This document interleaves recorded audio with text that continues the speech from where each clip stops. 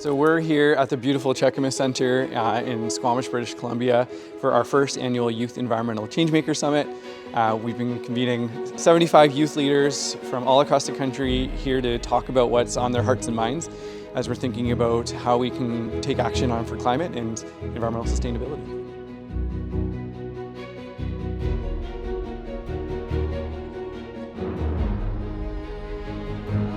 There's 75 of us out here from across Canada. I think a lot of us feel a lot of times alone in this environmental movement and this fight for climate change, climate justice. I think art is a really powerful way for youth to deal with these difficult emotions that come with the climate crisis. It was part of our Indigenous learning sessions to go to a 750-year-old tree.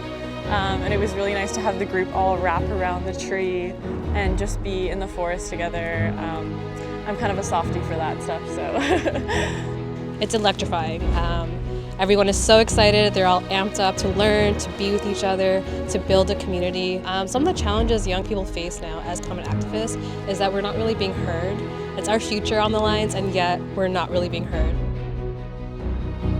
So it's great to be here together and to actually be able to hold space for each other and to actually hold space to feel.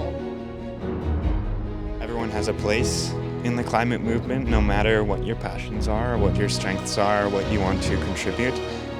You do have a place. There's a greater understanding now for youth about the importance of rest as a radical act has been something that's come up several times, and I'm excited to incorporate more of that rest as resistance into my own climate work.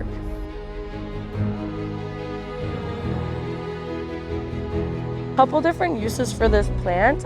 It is partially traditional food, but then also it can be used to catch food in the ocean, and I'll explain how that works. So there is a war canoe and the journey canoe. So the journey canoe, that's where the two-seater is and sit side by side.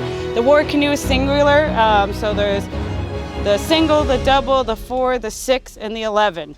Does anyone know what plant this is? It kind of looks like mint, but it's not quite. I think some of the big takeaways from the Youth Environmental Changemaker Summit will be that youth can come together and feel community building. They can feel empowered. They can feel like their voices are actually being heard and being listened to. They can feel that there's other participants and other community members across Canada who are feeling the same ways they do. And it's nice to have a community that they can lean on, to feel supported by, to actually be amplified through. If you look around this summit, there are tons of change makers who are doing completely different things, from clean tech to storytelling to leading grassroots organizations. And I think that's the beauty of environmental advocacy. It brings people from all different interdisciplinary subjects and fields together because we're all aligned in the same vision and the same common goal. And I think Starfish Canada really helps bring those minds and those ideas together.